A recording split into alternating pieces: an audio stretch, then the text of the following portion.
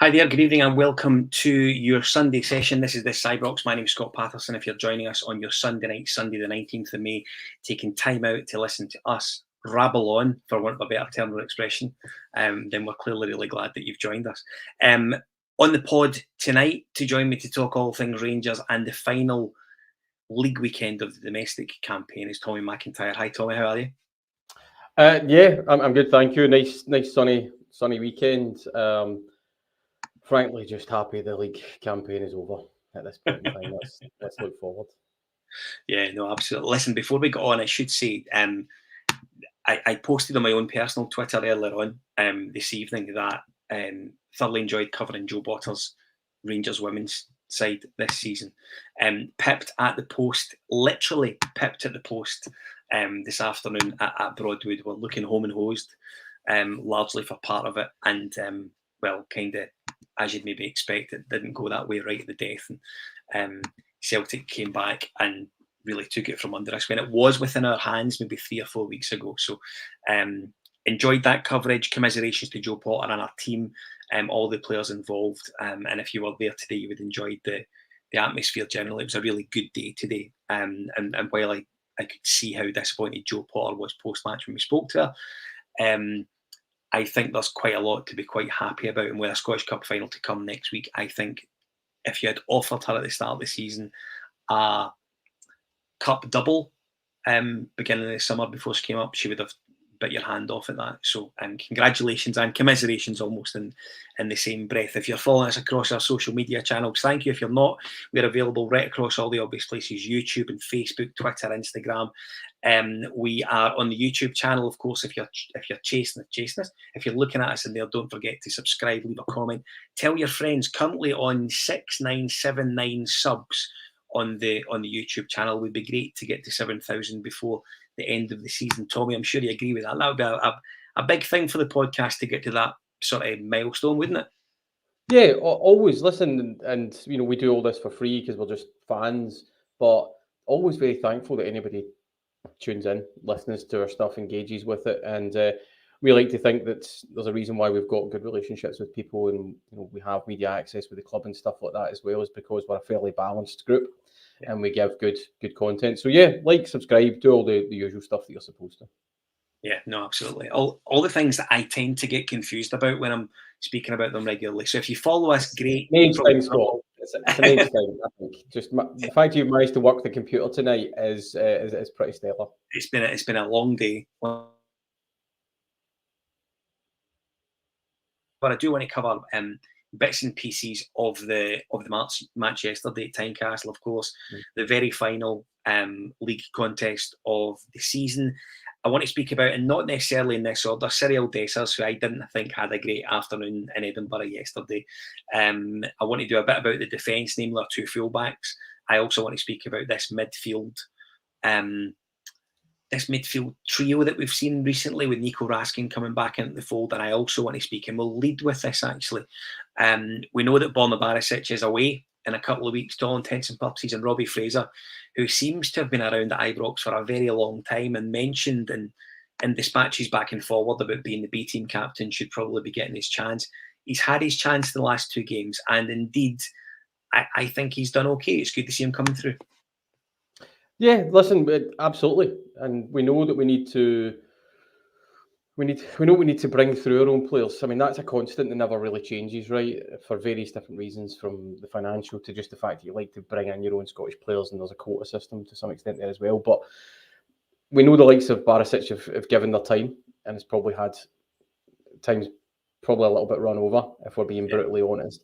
Yeah, I think with any young player, it's about, they've been circulated with the, invited. I don't know if people are aware of that, but in the training ground, you actually have to physically be invited to come to the first team, and it's a different part of the building and all that. It's that kind of whole step up mentality.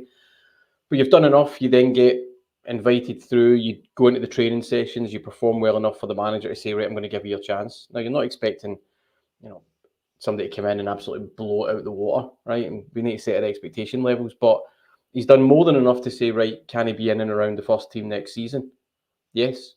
The question is he a jersey grabber next season? Is he a starting berth? Doubt it. But is he the backup? And that's where it starts to get into the conversation about any of these young players, because if they can do that, then we don't need to spend money in that position. But it's a big ask. But I don't think he's done anything to take himself out of the equation. No, I mean, I think you're right. Rangers on Tour, regular watcher to us on our YouTube channel, is quite right. Robbie Fraser's contract does expire in the summer. And it's amazing. You almost forget that the summer is pretty much right upon us now. So I would imagine Robbie Fraser's involvement and his performances have probably stood him in relatively good stead for all these obvious discussions that his agents or etc. will be looking to have.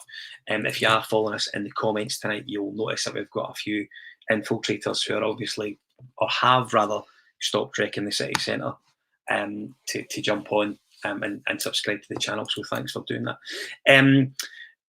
I like Robbie Fraser, Tommy. I think it's good to see the sort of youth coming through and being involved, and more importantly, getting a chance. We often speak about how important it is for these players to be available to be involved in the first instance. It's really important when the opportunity comes that they take it and they grab it. I felt yesterday of both options we had at left back. I actually thought Robbie Fraser played better than Ridvan when he came on for the duration. I think most people would probably agree with you on that, in terms of he came in or he came on, did a really good job. I think people are crying out for that. And I see some of the comments as well. Oh, we want a defender that can defend. I mean, I think Yilmaz, by and large, is a decent enough defender as well, I have to say, right? It might not garner me a lot of friends on tonight's podcast, but I think he is. Ultimately, you're looking for players to be able to do both to some extent. But yes, I don't disagree. And I'm no great lover of the phrase "in the modern game," right? Because even in the modern game, the rules, the basic rules haven't really changed, which is concede less than your opponent, and you're probably in with a good chance of winning, right? Yeah. So by and large, I want my back four or my back three or my back five or whatever to defend as robustly as possible. Fraser looked like he was doing that well. Can he then add some other elements to his game as well, and learn from the likes of Yilmaz and start to challenge, or anybody else who's been round about as well? And you know, that's a good thing. Again, I'm conscious not to dwell too much on somebody like Robbie Fraser because of the fact that he is young, because of the contract situation. I think it's right to be able to say we want to bring in our youth and we want to see them perform well. You've got to have that conveyor belt.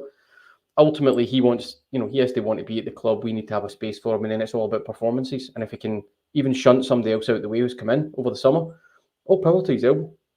Yeah, and I think that's fair. And one thing that I often miss this, I have to say, is this sort of European quota that comes up every sort of Robbie Fraser. Just completely fits the bill for what Philippe Clement will need and look to have next season when he looks to progress in the Champions League to the very furthest level, which we obviously hope he does. But as I say, sunstroke. One thing I do want to speak about, Tommy, to you, and we'll not cover loads of the Hearts game yesterday. Kyle and Craig done the post-match yesterday. If you haven't had the opportunity to jump on and have a look at that, I recommend you do. It's an excellent watch, and two faces that I think sum up the feeling of us all the end of the season. So if you do get the chance to jump onto that, I recommend you do. One thing, I don't know if you're making an insult to their faces there.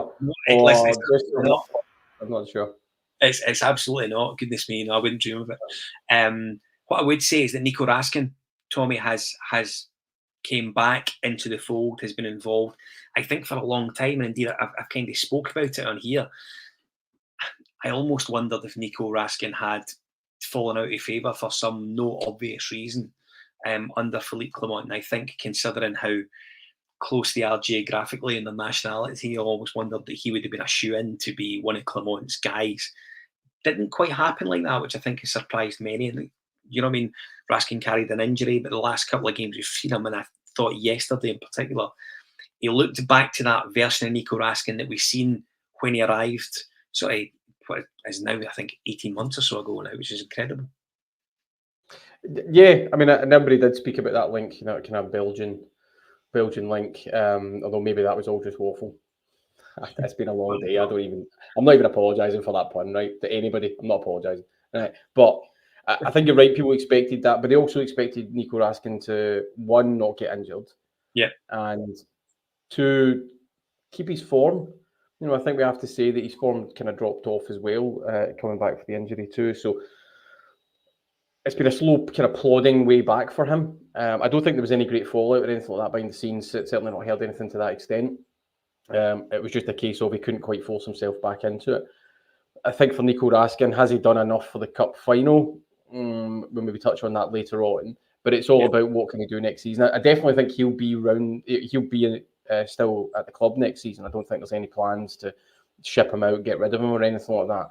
He needs to get a good pre-season behind him, really work on the fitness and the recovery, etc., and then come back. And as you say, we hope we get the version of Nico Raskin that we thought we were getting and that we saw when he first came in the door, because being able to pick the ball up, go past players with it, cut through lines, also read the game really well and mop up in tight spaces is exactly what we need. And we all know that the midfield has been and will be an incredibly difficult place for us. We need to do a lot of surgery in there. Surgery probably being another pun considering the amount of injuries that we get as well, but definitely that's going to be a key area for the rebuild for Philippe Clement in the summer. And you would think that Nico Raskin has done enough and is young enough and has got enough potential to still be part of that. Yeah. No, I think he's someone that will be in and around in the landscape next season. I think you're absolutely right. I thoroughly expect us to go and bring in maybe 2 or 3 guys that can play in around that engine room.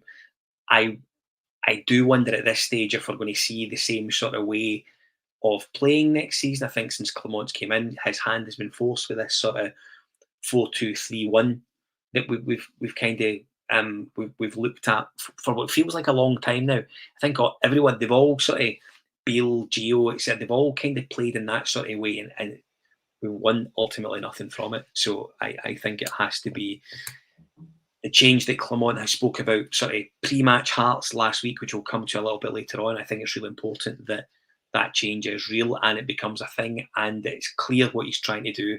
One of the things that we did see from when Beale left and Clement came in was an instant change in the identity. They looked like they were beginning to find a structure and understood what they were trying to do. I think if we're going to change that for next season, it has to be clear from the off what the message to the player is, what the style is, just what the structure is and how we're looking to implement it for August onwards. I think that's really important. Come back to that a little bit later on. The first goal that Hearts scored yesterday, Todd Cantwell gives the ball away, and he's someone who I think Clement has a bit of an issue with just now. Not because they don't like each other, they don't speak, they're not pals. I just think that there is a trust issue there with Cantwell when it comes to his reliability in the big games to do the important things properly. His ball yesterday is too short. I actually said in the WhatsApp chat that I did feel our 2 centre halves could have maybe dealt with it better. On looking at it again, it's a cracking pass. It's certainly not meant for Shankland, but the pass takes the 2 centre halves right out of the game. Do you think there's a problem with Cantwell as far as trusting him, Thomas? Sunday formal name there. Feel free to stick with Tommy. That's absolutely fine, right? Let's not get too familiar. Start using my formal name. No, I think there's always been questions about can Todd Cantwell do the discipline side of the game, as well as Clement wants. I don't think he faults or has a problem with the fact that there's creativity in there and he can do enough. If anything, I think Philippe Clement would be critical of, can he do more? Can he be involved in more goals, more assists, etc.?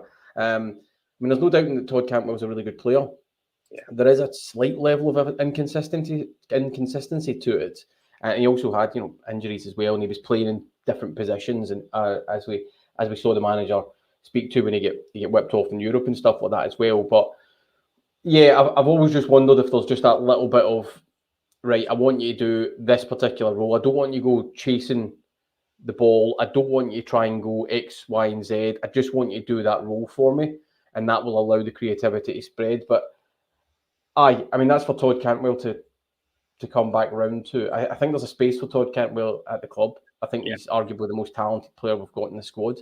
I don't see us being able to replace him from a talent perspective on the cheap or anything like that. So Yeah, I definitely think he'll be there next season. He'll get another chance. But again, there's maybe I keep coming back to the wider point of the conversation, but Philippe Clement has looked at that squad and said, right, I need to just get as much out of it as I possibly can. Like, tweak the engine, you've got it past its MOT, you're going to sell it to We Buy Any Car, right? So to speak, right? Whatever that looks like, right? Now he's been told that actually you need to keep that car, and it's all about buying premium parts. I think Todd Cantwell has the potential to be a really premium part. I think some of the things that we've seen from him is, one, he can be a little bit naive and petulant, and he just needs to do his job. He's trying to win people over. Two, he probably needs some better players round about him, and that allows him to then just stick to what his job has been. Absolutely unlocking defence at the top end of the park, being creative, causing other players to think in a different way, and then getting on the end of things. So, yeah, I don't think there's an overarching problem other than he's been asked to do some things and maybe it hasn't quite worked. But I think he'll definitely get another shot, unless again a big offer comes in which case, wish him all the best because we'll take the money. But yeah, I think he's someone you keep in the squad.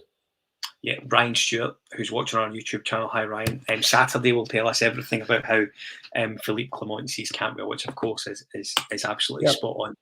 So that's the question. Sorry, I would play that back then, right, to people in the comments or who are listening or watching later on and stuff like that, and to yourself, Scott. Take it all out of the equation, right? You're playing your strongest team on Saturday, right, in the cup final. Do you start Cantwell? 100%. There you go. I'd be interested to people in the comments and stuff like that. That cuts across it. Yeah, it's absolutely right. If you're looking at your strongest team and you're going, I would absolutely start Cantwell. It tells you what you need to know. Then it's a case of, right, do I think he's strong enough for the next iteration of Rangers once we do some surgery in the summer? I still think he's got a role to play, is what I'm probably saying. And I would definitely start him on Saturday as well. I think he's got something that can happen round about him sometimes. I think the thing I don't want to say I don't like. I'm just trying to think how I can word this properly. The thing that I don't like about Todd Cantwell is probably, I think he gets involved in wee niggly bits and pieces, and niggly bits and pieces can be okay if you're on the front foot and you're winning things. But I just think a lot of the cases, it's nah. I don't think it's things you need to. When he got involved with the boy Vargas a couple of times yesterday, I wasn't sure he had to really get involved with him. Then I go back to, say, midweek last week, and he was booted all over the place, particularly in the second half. Todd Cantwell was booted up and down the place by anyone in a Dundee jersey, to be perfectly frank. So you can almost understand why he has that sort of aloofness about him. I'm a big Todd Cantwell fan. I would absolutely start with the weekend, but I think people do have concerns about him because of maybe the way he's performed in these games previously.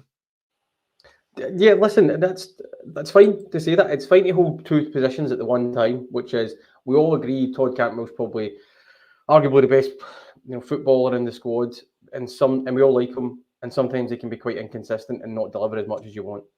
Right? You don't have to be binary about this stuff. Then it's a case of saying, right, who else would go in instead of him? And I know Philippe Clement has kind of tended towards Lawrence, recently and stuff like that as well. And Tom Lawrence is a good player as well. I personally would probably side with Cantwell at this point. But the manager has to make a very, very big call. That's something we can all absolutely agree on. It will tell us something. To your point as well, I absolutely agree. I think Todd Cantwell gets involved in things he doesn't need to. I mean, he's only human. If you get kicked up and down the pitch, you're going to react at some point. Also, I think, again, only human. It's not going well. It's boiling over. And, rightly or wrongly, he's a kind of poster boy for the team. Yeah. And, probably desperately wants to do well, desperately wants to win more stuff with us. And it's not happening. And so, you understand why people can get frustrated. No, it is the better players who then say, I'll pack that away, I'll get the ball at my feet, I'll make something happen. That'll shut people up. Yeah. And maybe that's where more of the emphasis needs to go on. And it'll be interesting to see if right at the end of the season, in that kind of pressure environment, with a chance to either walk away with a cup double or see Celtic win a double, whether Philippe Clement turns to him and says, right, you're my guy for the pressure moment, the big moment, or I'm going to stick you on the bench and see if you can do something coming off later on into the game if we need to, kind of find a goal or anything like that. it'll be really interesting. I agree with people. It'll tell us a lot about where Philippe Clement sees the performance level of Todd Cantwell. Yeah, 100%. So what I'm going to do is I'm going to come back to you a little later on in the pod, and I'm going to seek your advice on who your midfield three are for the game at hand. And it's going to take us down quite a dark conversation, I think. My goodness, I can't believe I said that to you of all people, but I do think don't even have a dark conversation with me. I do think it's going to take us down to the John Ludstrom scenario, which I think will be a very interesting call for Philippe Clement to make at the weekend. So we will get to that. Another difficult sort of thing that I saw yesterday, and I think we've seen this slowly but surely over the last week while, and I do think it's down to the amount of games he's played. I think we're seeing a tail off, and it may just be because he's tired. I didn't think James Tavernier had a great game yesterday at all, and I think it's becoming more of a thing. And there's no, do you know what I mean? Love Tav, love everything he does. Has lots of personal achievements as Rangers captain, not lots of captain-like achievements, in my honest opinion. However, I think we're beginning to see a bit of a decline from James Tavernier. Yeah, I'm not going to go down the route of Tav the captain, Tav the player type of thing, right? It's we're trying to do a shorter version of the pod this evening, and I'm not going down that track, right? I think you're right though, and I think there's probably two things to that. That one, the guy's probably absolutely shattered. Yeah, 100%. It's been a long season, and we've slightly been spoiled with James Tavernier, at least on one basis, which is his consistent availability is unbelievable, right? And that is kind of papered over a few problems in that area as well. But it's also led to James Tavernier pushing through injuries and also, being in the glare of poor performances when there's been nobody to swap him out for, because we haven't had that real succession planning. It's only natural that he'll start to feel, the age and the game's catching up with them, and there'll be the slight decline. The wider problem, if you depersonalise it from James Tavernier, is that the club have found themselves in a place where they don't have a natural successor. Okay.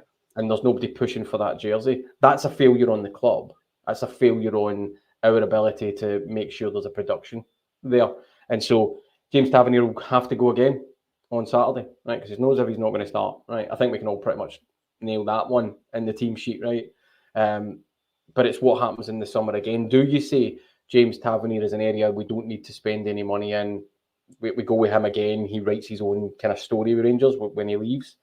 Or we do need to spend some money from the budget and bring in somebody to challenge in here, or do we find somebody else who's going to do that as well? I don't see Sterling or anything like that, kind of getting into that place. But yeah, that's it. I mean, all players get to a declinature point.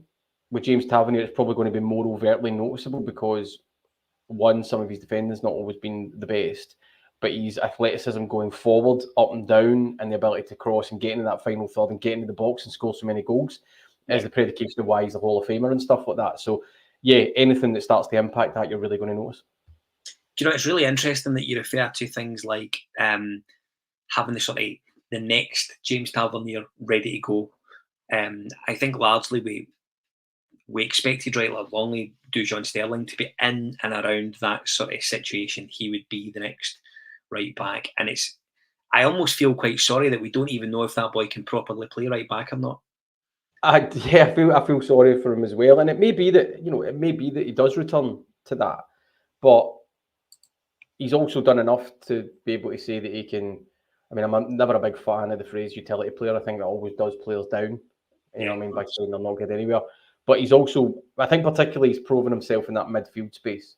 If you're looking for that energy and that ability to get up and down and cover a lot of ground, but also be able to kind of play the ball reasonably well enough as well. Do you say, right, I'm comfortable with that, it's going to be easier for me to find the right back than it is another kind of midfielder that does that job? And that's a question again for the management team, the scouting network, and the money men to say, right, where are you going? We were going to spend quite a bit on a kind of breaking up midfielder. Turns out Dujon can do that job. Right now we need to go to the list and find a reasonably priced right back who is going to be able to come in and push James for the next season. And after that, we kind of expect James to then be the one pushing somebody else. And that's what I'm talking about, that where do you spend your money? I said this last time I was on the pod as well. And you come to any kind of window, particularly at the end of season one, right? Because the kind of winter window is always a bit weird. But the end one, and you're having to go through that reset, although they're not resets in the last few years for us, they just seem to be consistent. All right, we need to do this all over again, right? Is that you've got a pot of money. What exactly is it you need to spend on? So do you look at it and you go, can I get a tune out of James Tavernier for another 12 months or another season, right? Or do I physically need to go and buy a replacement in there? Because that will impact a couple of things. One, other places you spend the money. And two, the type of person you might go and buy for that position. Because you might go and say, I think James can go again. Right, I'll get a development opportunity that I'll go and buy for a certain level of budget, who can watch James, can play in a couple of games, maybe cups and stuff like that over the course of the season, is ready to go the season after. Or no, I need somebody who's an absolute coming in the door saying, I expect to be playing, and that's where I am. And then it's just a straight fight. But that takes away from your budget of getting another striker and a winger or a left back or a midfielder or two midfielders or three midfielders or whatever you're looking for. It all comes down to exactly how you try and put all those component parts together when you're spending the money and you're looking at where the tough points are in your squad in the rebuild. And I don't naturally think that James Tavernier is one that is on the list of you absolutely need to replace for next season. Yeah, I personally think Tavernier will be there next season. I think Connor Goldson will be there next season. I don't want to go too far along in the podcast, but it's something we're going to come to before we disappear for the night. Last one I want to speak about, primarily about the game yesterday, Tommy, was Cyril Dessers, and I don't want it to turn into a sort of kicking match with the striker. Probably too many chances missed again yesterday, wasn't it? And that's the problem with Cyril Dessers. I'm with you, right? His numbers will be fine, and he scored a reasonable amount of goals. Although if you kind of take that as a percentage of the chances that he's had, that's where the kind of elite point comes into it and why he's not the long-term answer. I've been consistent on that. Really hoped he would fire us to the title. Hope he'll fire us to the cup double. Yeah. Is he the long-term answer? No, he's not. Sell him on. Right? It's really that simple for me. And just another example of that. Lots of chances, lots of misses, that type of thing. He's just never a striker. And I know the stats people will come up right next to me and go, look at his stats numbers, they're better than Shanklin's in some areas and all that type of good stuff, right? He scores more against the top six and all that, right? But there's also the perception point, and perception is really important in football sometimes, particularly with support. Can't all be Moneyball and stat sheets and algorithmic understanding, right? And causation and correlation and all that. It does not engender a lot of confidence at the top end, which more importantly tells me that it doesn't engender fear in the opponent at the top end, whether that's a goalkeeper or defence. Now, we've had strikers in the past, and this is the point that I think a lot of people have walked past. We've had strikers in the past that, even if they weren't scoring goals or they were in a bad moment, defenders were like, Christ, I'm up against somebody who's really either going to, ragdoll me, for want of a better phrase, or are really lethal. Cyril Dessers seems to be none of them. Some of his movements are actually really good. And maybe he would have shown up better if he had better players around about him. But it's hard to defend Cyril Dessers just from a pure point of chances to conversion. Yeah. And that's it. And that's why I don't think he wins over the supporting tire, and I don't think he engenders fear. And I want Rangers strikers who make defences and opposition managers think about them. And I'm not entirely sure Cyril Dessers is at that level. Yeah, I think I completely agree with you. I've said on this podcast before that there is something about Rangers number 9 that should almost instantly strike a bit of fear into opposition players, fans, management, the lot, the full boona. And I don't know if that's because sort of you and I both grew up watching the greatest ever number 9 all the time, but I do genuinely think it's been a long time since we've had a number 9 that does that puts the fear into opposition. Yeah, but it's hard to find another Seabold. The bold Philippe. Goodness, listen, there's been a few since Super, let's be honest, that have been. And Stefan Givash. Givash. Oleg Salenko. And I have to be honest, I quite liked Solenko. I didn't think he was half as bad as what maybe the press. Eric Bo Anderson had one of the best striking stats that I think any striker's ever had at Rangers. Yeah, but it comes down to this. But it also comes down to that point about stats, right? So, yeah, of course. And I'm sure somebody out there has this information, but it comes back to all that type of stuff of what you're looking for, right? Well, they score X amount of goals, right, or they convert X amount of chances. Then you go down the list of, right, but are they opening goals? Are they winners? Are they first 5 minutes, last 5 minutes when you're chasing a goal? Big moments, big chances, or is that when the pressure's on and they fluff their lines? Do they score in cup finals? Do they score in old firms? You know, these types of, if you want to go down all the stats list, that's where you end up getting to, right? And that's what builds that level of confidence, because you go, do you know what? I do believe that guy at the top end of the pitch is going to dig us out. We're having a shocker, but he's going to bang it in. I mean, Chris Boyd was great for that, right? We could be so, but Boyd would get a chance invariably. First time round, definitely not second time round, right? Absolutely not, right? But that's what I mean in terms of you're looking for people to engender confidence and be that challenge to other defences as well. And I'm duplicating. I've been consistent. I wish Cyril Dessers all the best. Seems like a lovely gentleman as well when you meet him round about the club and stuff like that. But it's not a long-term option for Rangers up top.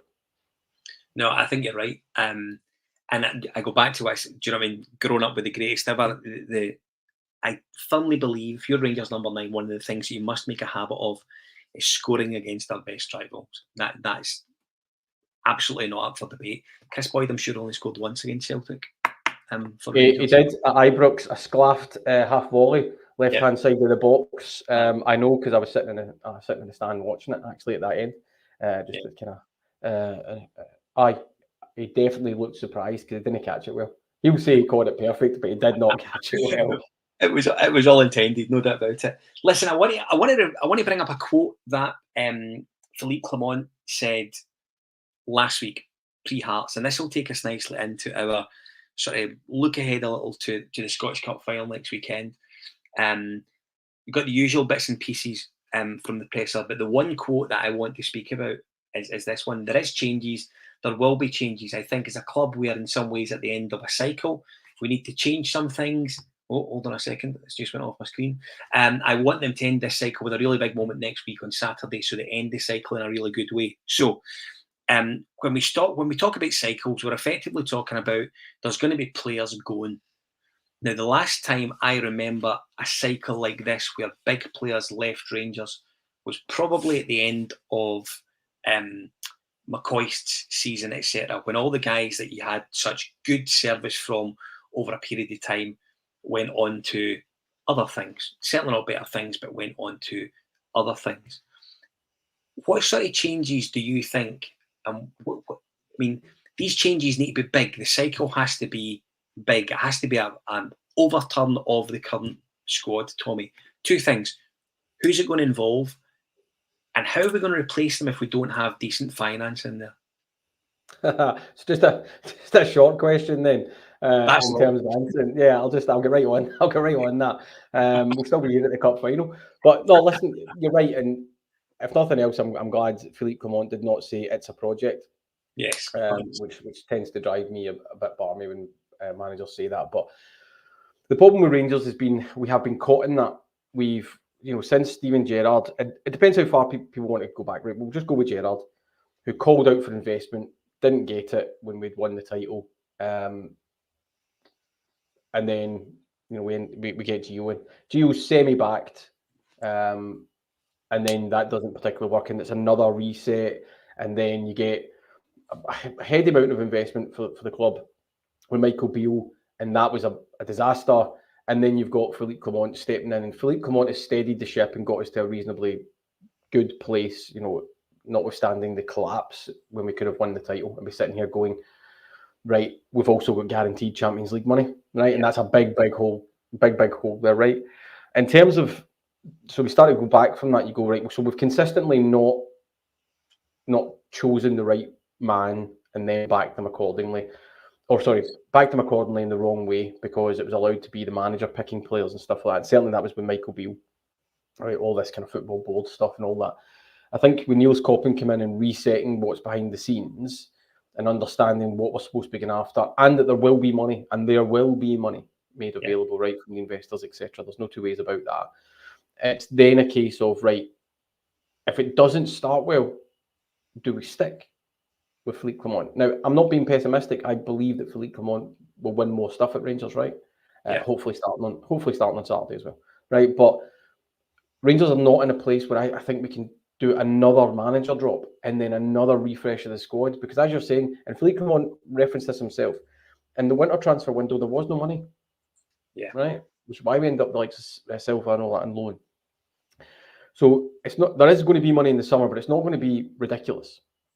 So they're going to have to work pretty well. They're going to have to work smart. They're going to have to do that. And there's going to be some big players going out the doors, right, on big wages. It comes back to some of that Lundstrom stuff, or whatever it looks like. It all also comes down to who you manage to move off the wage bill for money. And that's where we've got a particular problem, because our assets in terms of the playing squad are not stellar.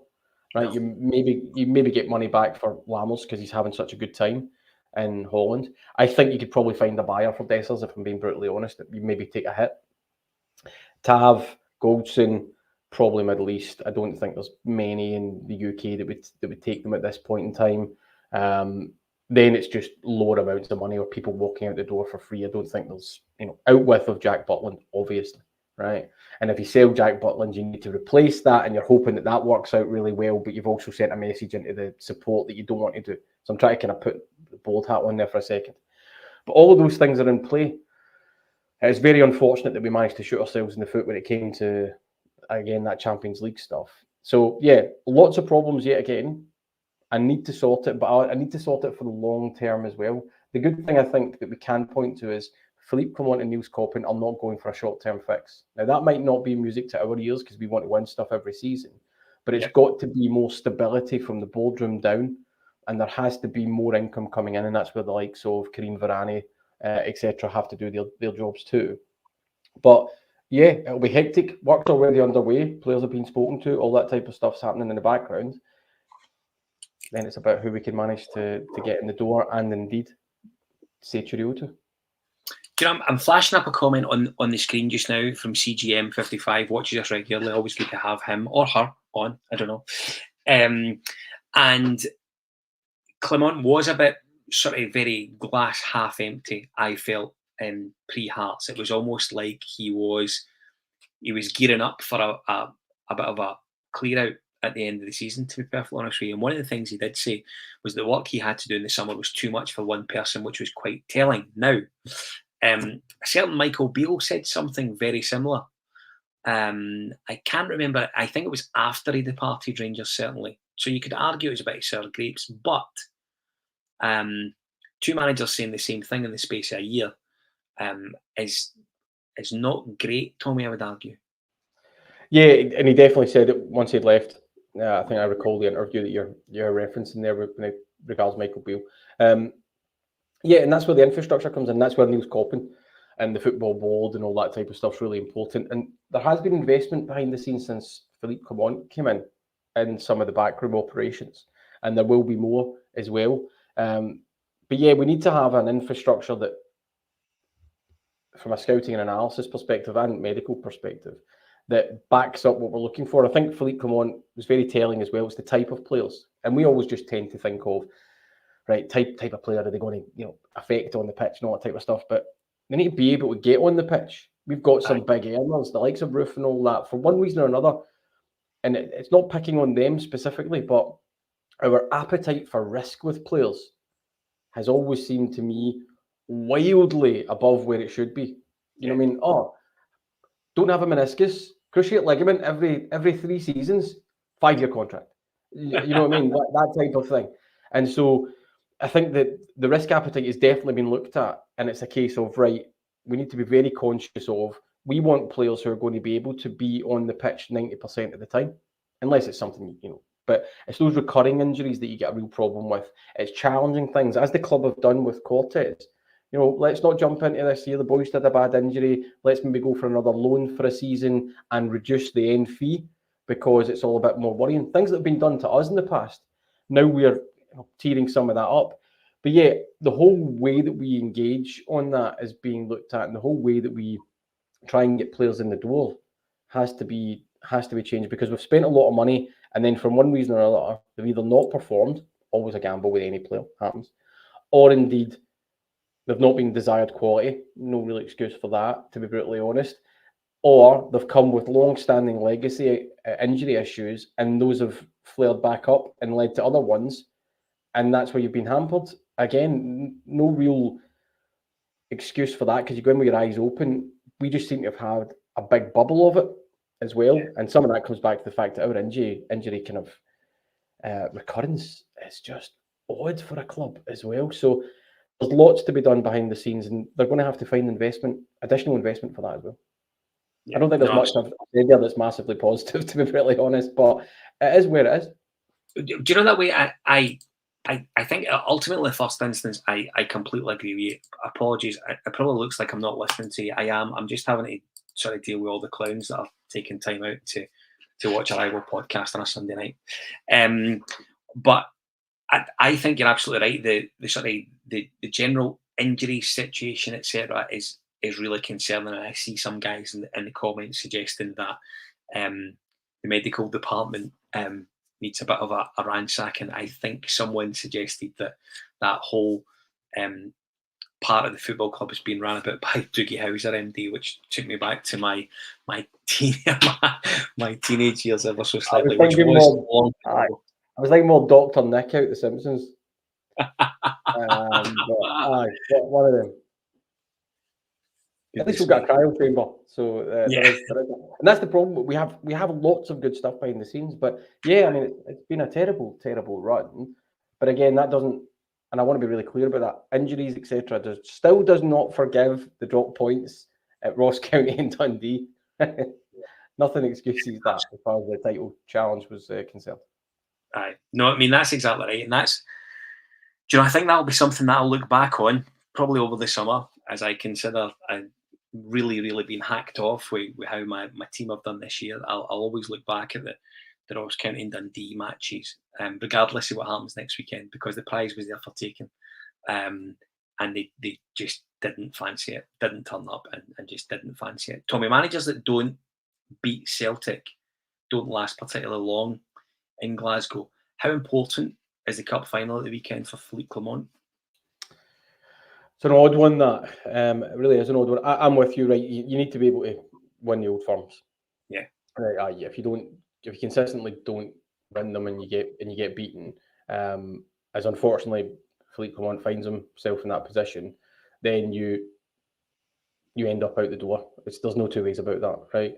I think the cup final is huge, but probably not for the longevity of Philippe Clement. Right, because I think even if he gets beaten in the cup final, he's still here next season. Yeah. Right, I don't see that changing. But it would be great for him to get that cup double, and it would be great for him to get that win in that particular game. I think if he gets beaten, by and large, the narrative's still about the players in the squad.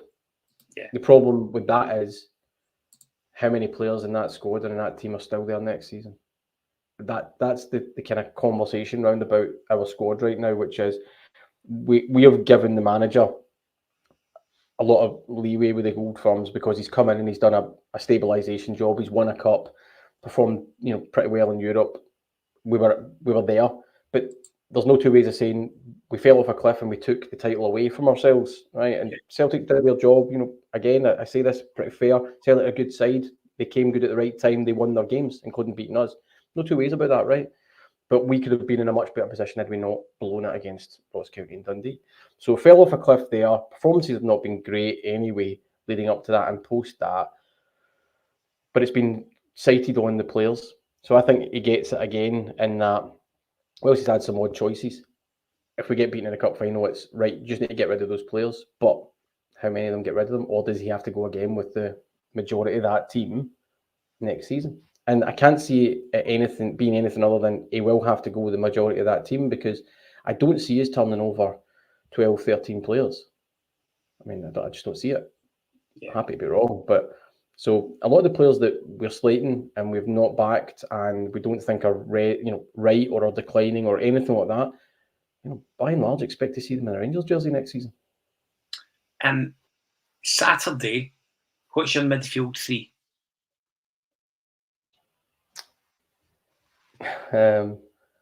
McCall, Gascoigne, but Diomande, Raskin.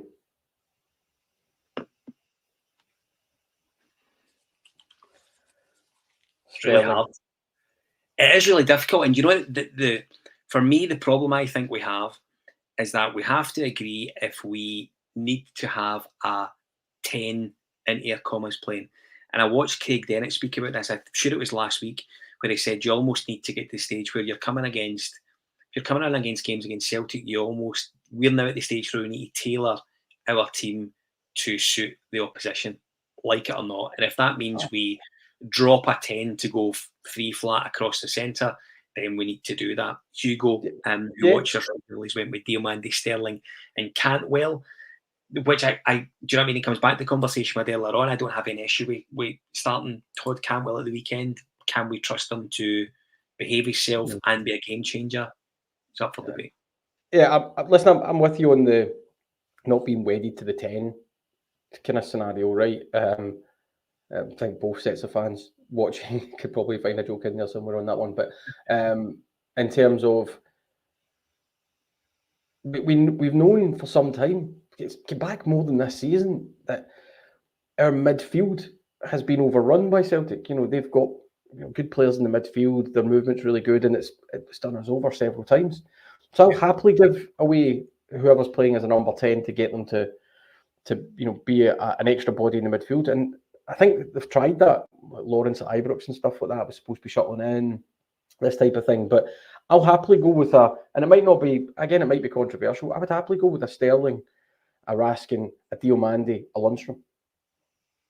Right? I'll go with my 4, and I'll go with kind of physicality, and I'll go with being able to match up, and I'll go with actually for once having our midfield dictate the play through there and make other people go long. I'm quite happy with that. I do think we need to do something to shore up the midfield, because we've consistently gotten a bit done in that environment, and it's not as if that's a controversial comment, because everybody has seen it, and we've not had the bodies or not had the abilities to match up to it. And Celtic's midfield is generally dominated in the recent kind of period. So, until new bodies come in there, and I get why people are angry at John Lundstrom. I was there myself, but it's not as if there's tons of bodies kicking about, and maybe he's got a point to prove. Maybe he doesn't. I don't know, but yeah, he's definitely going to be part of the equation. So you have absolutely lit the old blue touch paper in the comments by even mentioning John Lundstrom. So I need to be honest. I think there's a relatively decent chance that John Lundstrom will be involved at the weekend. Yeah, Philippe Clement likes John Lundstrom. Yeah. Likes him. Thinks he's an intelligent player and good on the pitch. Right? I know this, and so it would be no surprise to me as if he starts. Bit of redemption, come back in, show that you're not just an idiot, give a performance, maybe even a farewell performance, make the fans happy, make them remember you fondly. Every chance of that, right? It's just, I know it's not palatable, I know people are angry with him, and I know people don't naturally want him to start, but it's not as if we have tons and tons of midfielders kicking about as well. Yeah. Not saying he'd be my absolute start, but he might very well be in there. Do you know, I think if memory serves me right, one of Lundstrom's best games for Rangers was that game where Arfield scored at Hampden in the semi-final. Yeah. I thought Lundstrom was excellent that day. And listen, we don't want to sort of go back to what happened at Celtic Park a couple of weeks ago, but he let himself down, he let his players down, he let us all down. He'll be away at the end of the season. That doesn't mean that he won't be involved at the weekend, and I wouldn't be at all surprised to see John Lundstrom in and around things at the weekend, which should be a great laugh for everyone looking in, going by some of the just by my comment there and the abuse that I'm getting. No, listen, I know that's all good natured, by the way. But yeah, listen, I get it, and I understand why people have that reaction to him. But every chance that when you see the team sheet Saturday, John Lundstrom's name's already on it. Yeah, absolutely. Our build up to the match of the weekend continues on Wednesday night. I think Kyle's back on Wednesday with the guys. I did reference this at the start of the podcast. I'll do it again right now. Extremely close to 7,000 subscribers on our YouTube channel. If you haven't done it already, please subscribe. You'll be helping us out massively. You'll be assisting the podcast to grow. We are always very grateful for your assistance, and we don't take it lightly at all. Tommy, thanks for joining us. I know you've been extremely busy of late, and you look like you could do with a second shandy and away to your pit, frankly. Oh, thanks for that. That's nice to know that I've been looking terrible on the podcast. This high definition, this camera, right? So one must use a filter in future. Is that what you're telling me? Okay, thanks for that. That's always good. Always good. And listen, it's been a trying season as a support. We know that. Yeah. And we've got one last shot to maybe try and go into our holidays with a trophy. Hopefully, the players can bring a level of performance that they've not found. It would be great to do that. We deserve it as a club and a support. If not, then it's all about the rebuilding, giving Philippe Clement and his team the tools to reshape the title challenge next season. It's really that, and that's where it comes down to the board, and it comes down to our backers, and it comes down to the work that can be done in terms of player recruitment. Yeah, no, listen, I fully agree with you. Don't forget, if you're not following us across our social media channels, then you do. We've spoke about the YouTube. Make sure you do it. We've told you a couple of times now. We're also on Facebook and X and Instagram. We also have our youth accounts, TII Youth on the Twitter, and the TII Women account is on there as well. Lots of good stuff coming out there tomorrow. I had a really good chat with Joe Potter post-match today at Broadwood, so that'll be available for you to see on our X tomorrow. Kyle is back on Wednesday. I will be back at some point in the future. That's my last show of the season. Enjoyed it. I will catch up with you all very soon. Thanks for watching. Bye for now.